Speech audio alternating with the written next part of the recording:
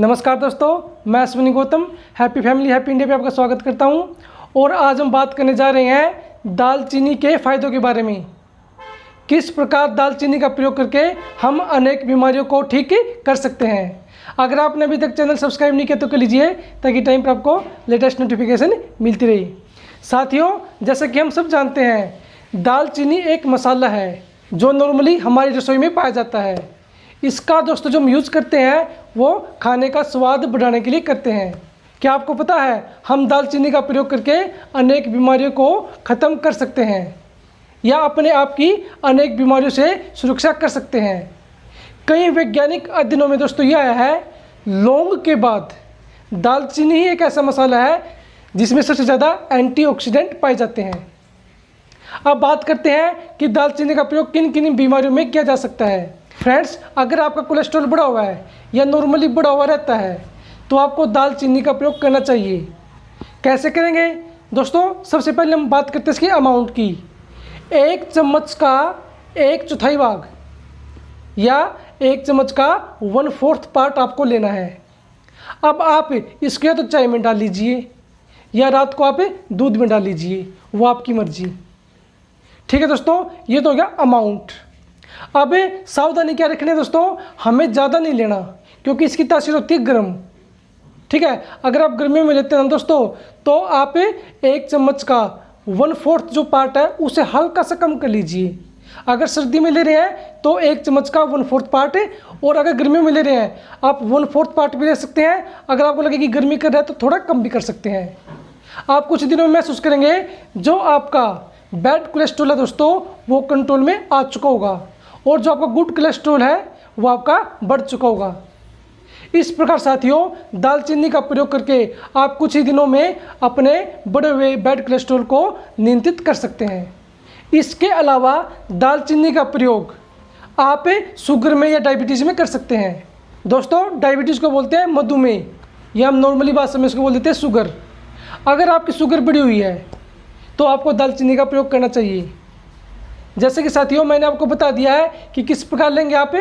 आप दूध में ले लीजिए या फिर चाय में ले लीजिए। ठीक है, या आप इसको शहद के साथ भी ले सकते हैं। आप मान लीजिए 1 चम्मच का 1/4 पार्ट आपने दालचीनी का ले लिया और 1-1.5 चम्मच आपने शहद का ले लिया, तो इन दोनों को मिला के दोस्तों आप चाट लीजिए। आप इसका यूज ऐसे भी कर सकते हैं। ठीक है, तो अगर आपकी शुगर बढ़ी हुई है तो दोस्तों दालचीनी लेने के बाद आप कुछ दिनों में महसूस करेंगे कि आपकी जो डायबिटीज़ है वो कंट्रोल हो चुकी होगी। इतनी फायदेमंद है दोस्तों दालचीनी।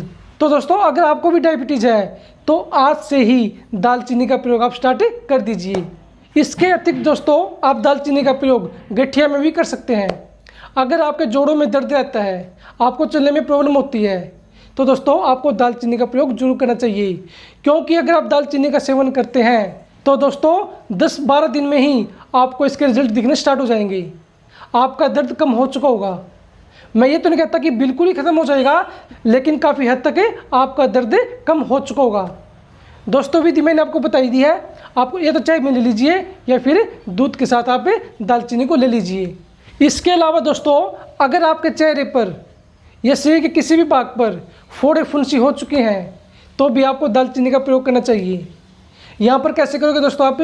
आप 1/4 पार्ट चम्मच का 1/4 भाग दालचीनी का ले लीजिए और 2 या 3 चम्मच शहद के ले लीजिए, और दोस्तों इनका पेस्ट बना लीजिए।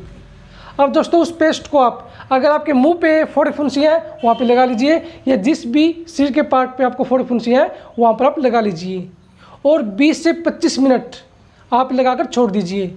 उसके बाद दोस्तों वॉश कर लीजिए।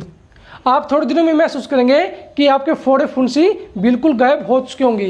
दोस्तों, जो दालचीनी है ना वो आपके ब्लड सर्कुलेशन को बढ़ाती है। अगर ब्लड सर्कुलेशन दोस्तों बढ़ेगा तो हर अंग में ऑक्सीजन का अमाउंट भी बढ़ेगा।